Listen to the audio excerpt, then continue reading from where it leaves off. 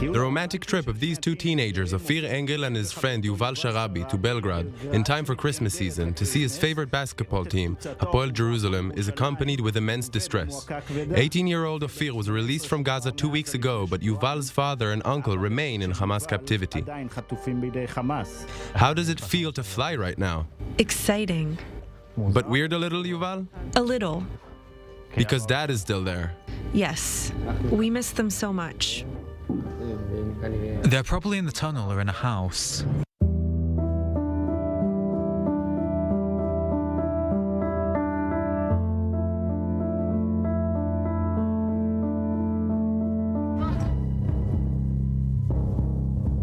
On that Black Saturday, Ofir, a 12th grade student from Kibbutz Ramat Rachel near Jerusalem, was with 17-year-old Yuval in Be'eri.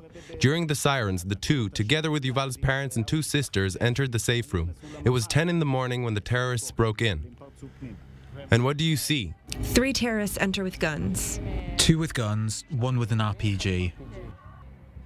First thing, they shoot the dog. Shoot the dog first. They're very afraid of dogs. And then just... Take us all downstairs. Are they speaking with you? In Arabic, they say to you, Itba al Yehud. Mafish Israel. Hada Palestine. And there they got us all up. They took us to the road and a black car was just waiting there. There was a black car waiting for us. They motioned in, opening the door. Her father, Yossi, went in first, and then she and I held hands. She's already getting in, her foot inside already. Then they take her out and put me in. Are the women just taken out? No, they just leave them with the other 2 terrorists. This is the last image I have in my memory of them. Are you yelling anything to him? I told him, I love you. Did you hear? Yes. Did you answer? No, we were already driving away. What I remember is the red eyes. Fear, shock, because you don't understand what's going on. You see her with 2 terrorists, and in captivity you think she is either dead or kidnapped. There is no other option, logically. And you don't hear anything in captivity about Yuval? Nothing. 2 terrorists. What are they doing with you? The 2 terrorists just walked away. What's going on in the car? They just take us to Gaza. The person sitting in front has a weapon aimed at us like this. Oh, really? Yes. Ofir was kidnapped together with Yossi, Yuval's father, and a neighbor, 16-year-old Amit Shani. 54 days in captivity. They saw no other hostages. Ofir stayed close to his girlfriend's father. And Yuval's father calms you down? Yes, he reassured us, but obviously everyone is scared, so it's calming only for a moment. What do you do all day? Play cards. I can't look at another card. What did you play? A game they taught us. Are the terrorists also playing with you? Yes. How did they act towards you? It is relative to a good situation because... No, they weren't abused. Yes, we were not abused. They were simply psychologically abused. They keep saying they don't want you. Who doesn't want you? Israel. There's only one demonstration in Israel, there's only one demonstration for a week, and the families don't want you to come back, they don't take action or do anything, you're going to stay here for at least a year, things like that. In your head you say, it won't be a year for sure, it'll be 5 months. Did you know you would come back? I figured I'd be back sometime. Were you afraid to die there? Yes. I was less afraid that they would kill me because if they wanted to kill me, they probably would have killed me on the first day, and they wouldn't care about bringing food. What food, really? There was no food. What did you eat? A pita and a half. A pita and a half a day? In the morning, yes, with labneh. So what scared you? From the booms around, that the IDF doesn't know our location, suddenly a missile would hit.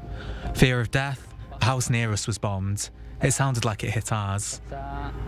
One of the guards was informed that a relative of his had been killed. You say to yourself, just as long as it doesn't come back at us, just don't come back at us. Ofir's most difficult moments were when terrorists moved them twice through the heart of the city. When they walk completely exposed in total darkness, when all around non-stop explosions. When they transferred you, it was always overnight? Do you see Gazans? Obviously. Yes, it was a terrible fear. How would you know who's going to turn on you? Do you think they care? No, they don't care about each other. You know some extremist would kill me and the Hamasnik with me. And did anyone come see you? They had their boss, who would come and bring food. Once every 2 days, he would bring a packet of pita bread. Whatever you eat in these 3 days. Did he say anything to you? He would come and tell us again that they don't want us and all that. He was the main one who was psychologically abusing us.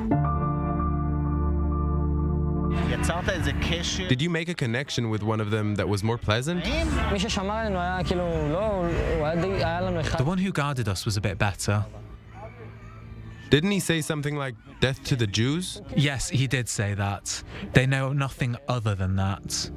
Did you try to explain to him, say, what do you want from me? I'm a kid from Israel, what? So he told them 100 times. They said, why are you in Israel? Why did your family come to Israel? What did you answer? I told him my grandfather was born here. Then he tells me, you're lying, you're lying. Why would I lie? So I just said, yes. Should I argue with him? Do you see Sinwar? No, where? They told me, this is Sinwar. When they told me, you are returning to Israel, he pointed at someone. He said, this is Sinwar. But he was so fat and didn't even look like him. Do you believe them when they tell you you are going back the next day? Yes, because they look happy and... To get rid of you? Yes, we are quite a heavy burden for them. What did you say to Yuval's father before you separated?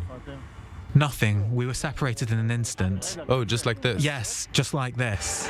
Ofir Engel הוא עם החולצה עם נייק.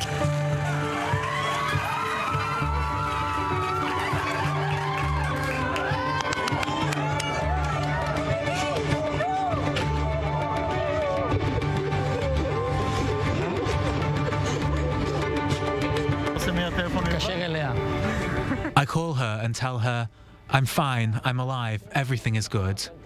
What does she say to me? Shave your beard and then call me. Did you see what he looked like? No, you were excited. Yes, yes. Until I saw him with my own eyes, I couldn't believe it. Is there one moment that you cry, or did you suddenly fall apart? I asked the soldier on the minibus, what about Yuval, her mother and her sisters? And they told me they were fine. Everything is well with them. I was in shock. Crying? Falling apart? Yes, that was the only thing I was worried about.